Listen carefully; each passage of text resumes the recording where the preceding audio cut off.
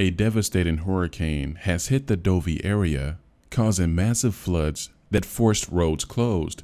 We assumed the role of Zoe, who was trying to get an update on the damage caused, but to no avail. Jack Baker walks in with a second survivor of the crash. The first was Mia, who they put in a trailer out back. I assumed that they thought that Mia and Evelyn were victims of the hurricane and not the missing freighter. I gathered this from Marguerite and Jack's conversation. Looks like there's some sort of oil spill or something. Yes. Let's get this poor girl some fresh clothes and into a warm bed. We'll put her in Lucas's old room. Oh, come on, can't you put her somewhere else? This was the beginning of the end of the Bakers. This entire scene shows how close the Bakers were before the infection took over.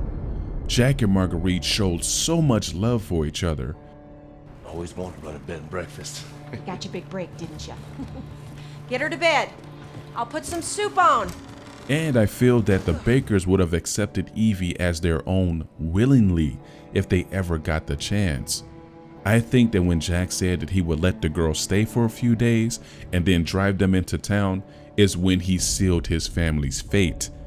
I'm sure that Evelyn was conscious. They're mine now. She feared the lab so much that she felt that she had to take over the family as quickly as possible. One thing that this story shows too is that Jack and Zoe had a strong bond with each other. Seeing Jack jump into the bathroom to save Zoe from Marguerite was so out of character. I guess I'm so used to seeing him crazy later on. One thing that surprised me though is that Marguerite was the first to be infected. I always thought that Jack was the first. Zoe shows so much concern for Jack when she goes to look for the rope. I'm on my way, Daddy. And when she hears Jack trying to fight off Evelyn, she calls out to him. Shut up! You ain't real!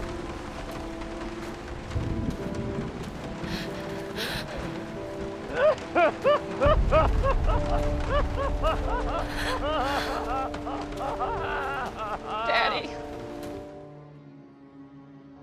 I think this semi-explains why Jack and Zoe were in Ethan's dream, because they were the closest for sure. So what else did we learn? We learned how Zoe came into possession of the D-Series head. We also learned how she knew about the serum. This was something that really bothered me in the main game, and I'm so glad they cleared that up.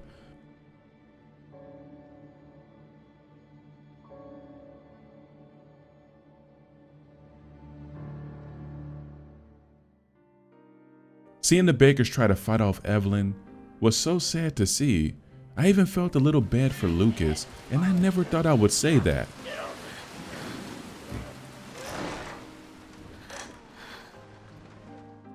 We see Lucas used his attic in his old room as his little base of operations. He had a laptop and he even had a radio, which I am sure is how he communicated with Tensu. What I found weird was that he had a chemistry set complete with beakers as well. It seemed like he was a scientist, and maybe that's why Tensu took a chance on him. Exploring the house before the infection was pretty cool as well. The house was still crusty, but there was no fancy smancy doors or puzzles or anything like that.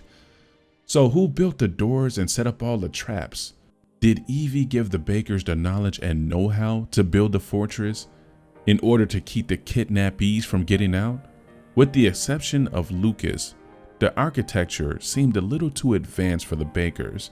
I'm pretty sure that Lucas designed the back door with the dog heads because it was among his things.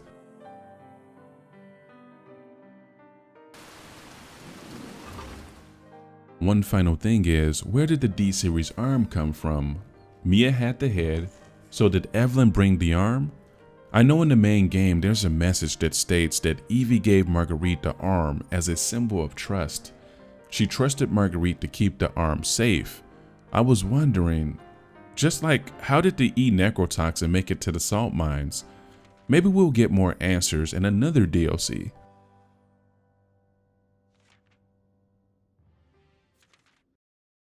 One thing for sure, after playing this DLC, I really feel that Zoe deserved to live. After seeing everything she had to go through, I just hope she makes it out alive. But only time will tell on that one. Thank you guys for making it to the end of this video. I want to say thank you so much for 300 subs. I can't express in words how I feel. I know that's corny, but it's true. I really can't come up with any words that would do my feelings justice. This is my first video using Adobe Premiere. Let me know how I did. I'm forcing myself to learn how to master this program because all the pros seem to use this one.